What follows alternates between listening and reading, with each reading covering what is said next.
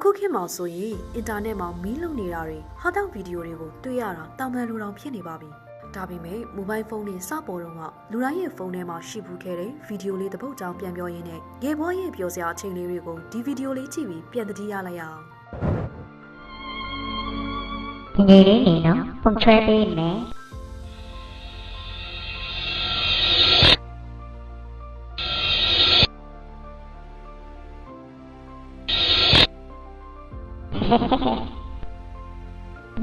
ဒီနော်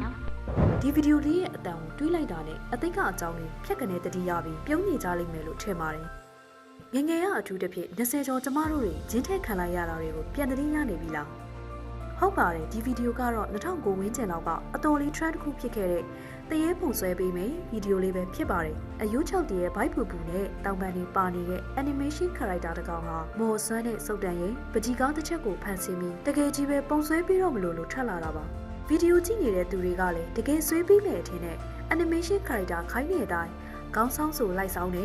ဘေးတိုးဆိုလိုက်တိုးရင်းနဲ့သူပြောတဲ့အတိုင်းလိုက်လုပ်ခဲ့ကြတယ်။နည်းနည်းလောက်ကြာတော့ဗီဒီယိုထဲကအယိုး6တရေကသူ့ကိုယ်သူ confidence ရှိရှိနဲ့လာသွားပြီလို့ပြောပြီးဆွဲထားတဲ့ပုံကိုပြဖို့လုပ်ပါတယ်။ဗီဒီယိုကြည့်နေတဲ့သူကလည်းတကယ်များကိုပုံဆွဲပြီးတာလားဆိုပြီးကြည့်နေရင်မှပဲကလေးတယောက်ဟိုချစ်တီချစ်ဆွဲထားတဲ့ကောင်လေးတယောက်ပုံတစ်ခုတာထွက်လာခဲ့ပါတယ်။အဲ့ဒီနောက်မှာဒီဗီဒီယိုကြည့်တဲ့သူက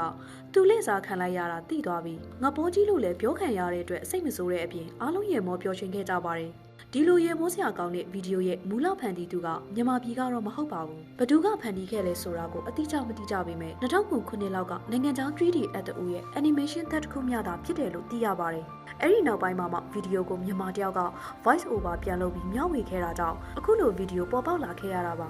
အဲ့ဒီချိန်လောက်တုန်းကမြန်မာမှာ internet နဲ့ social media တွေလိုမပေါ်များသေးပေမဲ့လူတိုင်းဒီပါကဖုန်းတစ်လုံးရှိတဲ့အချိန်ဖြစ်နေကြပါပြီBluetooth server တို့နဲ့ဗီဒီယို share ခဲ့တာတွေကြောင့်ဒီဗီဒီယိုဟာလူတွေရဲ့အကြောင်းမှာ trend တစ်ခုဖြစ်နေတဲ့အချိန်လည်းဖြစ်ပါတယ်။တရေပုံဆွဲပေးမယ်ဆိုတဲ့ဗီဒီယိုလေးကတူဦးကတူဦးကို memory card ထဲထည့်ပေးလိုက်တာကြောင့်အခုချိန်ထိမြင်တွေ့နေရတာပဲဖြစ်ပါတယ်။တချို့ကရေစရာဗီဒီယိုလေးလို့ယူဆရပေမဲ့တချို့ကတော့ကြောက်ကြတယ်။တချို့ကတငယ်ချင်းတွေမိသားစုတွေချင်းမှု trend အနေနဲ့ပြတယ်။ဒါဟာမင်းတစ်ခုထက်ပိုပြီးအတိတ်ပဲရှိခဲ့ပါတယ်။ဒီဗီဒီယိုကမြန်မာလူငယ်တွေရဲ့ပထမဆုံး viral memory တစ်ခုတောင်ဖြစ်လာခဲ့တယ်လို့ဆိုရပါမယ်။တရေပူဆွဲပေးမယ်ဆိုတဲ့ဗီဒီယိုဟာ2008မှာ Bluetooth နဲ့ပြန်ခဲ့ပြီးမဲ့2025တောင်ကျမတို့တွေအမတ်ရနေတဲ့ဟာတောက်ဗီဒီယိုလေးတစ်ပုဒ်ဖြစ်ပါတယ်။ဒီနေ့တင်ဆက်ပေးခဲ့တဲ့ဗီဒီယိုလေးကိုကြည့်ရင်လည်းအားလုံးရင်ထဲမှာအမတ်တရားတစ်ခုခုကြံခဲ့မယ်လို့ယုံကြည်မိပါတယ်။ဒီဗီဒီယိုနဲ့ပတ်သက်ပြီးအမတ်တရားလေးတွေရှိခဲ့မယ်ဆိုရင်လည်း comment မှာရေးဖို့ဖိတ်ခေါ်ပါတယ်နော်။ကြိုက်နေတဲ့ဆိုရင် like share လုပ်ဖို့မေ့ပါနဲ့နော်။အားလုံးနောက်ဗီဒီယိုလေးတွေနဲ့အတူပြန်ဆုံတွေ့ပါဦးမယ်နော်။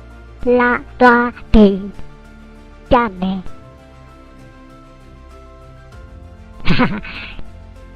ငါပြောတိုင်းလိုက်လို့တယ်ငါတော်ကြီး